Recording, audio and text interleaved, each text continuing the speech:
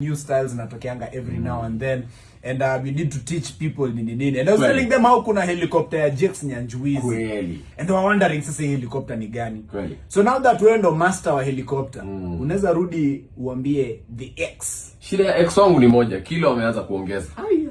Sasa unaona sasa nikimfunza helicopter anaweza vunja chandalia. Hapana, nasema ukweli. Mtu ameenda amekula ameshiba, anataka ashike chandalia, nimfunze helicopter.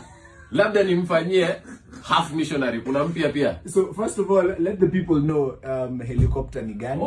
Okay. Helicopter, kama unafanya helicopter unafaa kuishi Karen, Runda, Lavington, because you need a chandelier. So watu wa Islando. Islando wongo.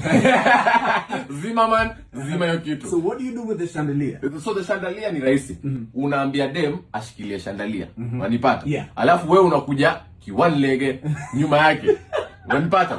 Ukishakamata nyuma yake one lege master. Ni hivyo. Helicopter ina dojo master. Msijaribu vitu zingine bana.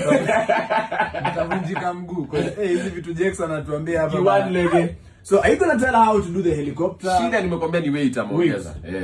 So hii haitali tu hiyo. Hii inahitaji slim thick. Wow. Hii inahitaji hii nyingine.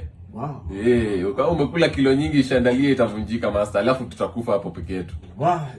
Jackson metro bombs at the Mimi nasema tu kweli. Lakini kama ex wako hajaongeza some weight, but inaweza kuwa happy weight. Actually inaweza kuwa happy weight by the way. Kweli, so, you know, when someone is like very very happy ni anaanza kukula more, anaanza kuongeza. Ule mwenye ako naye hajali vile anakaa and stuff. Like unconditional love ndo anaitanga. Sasa stingo mwenye za mfunza tu labda ni kujoga.